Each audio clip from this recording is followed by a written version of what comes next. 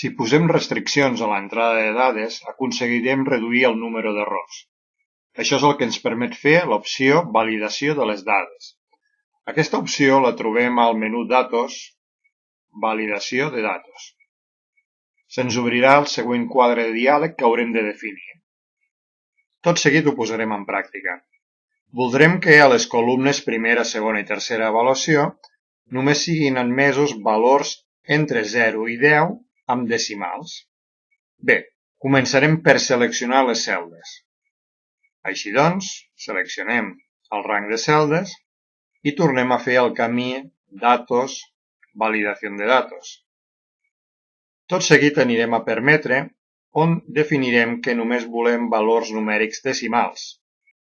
I també podrem establir límits. En aquest cas ja ens està bé l'opció Entre, on el mínim serà 0 i el màxim 10. Ja podem acceptar els canvis. A partir d'ara, podem col·locar les notes desitjades, incloent decimals, però si en algun moment ens equivoquéssim i, per exemple, poséssim un 11, no seria acceptable aquest valor. Tampoc, evidentment, seria acceptable menys 3. Per tant, aquesta seria una primera opció per evitar els errors.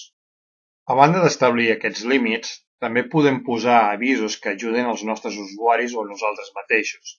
Fixem-nos-hi.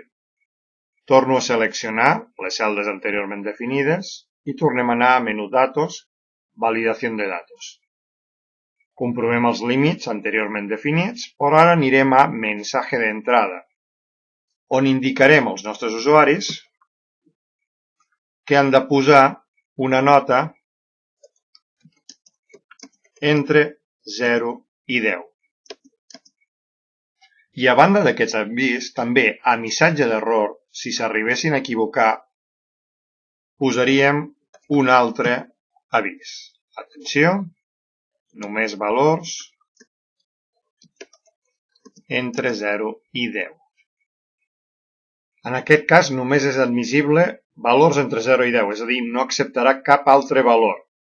Podríem ser una mica més laxes amb aquesta norma, posant una advertència amb la qual ens demanaria confirmació o indicant informació amb la qual simplement ens avisaria però acceptaria la informació, encara que no fos entre els paràmetres de 0 i 10.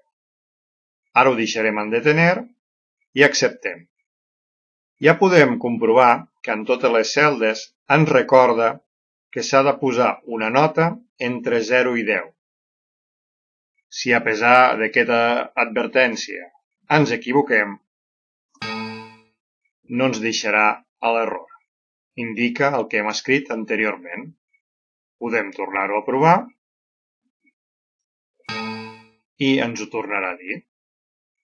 Validació de datos, doncs, és una manera molt efectiva de minimitzar possibles errors.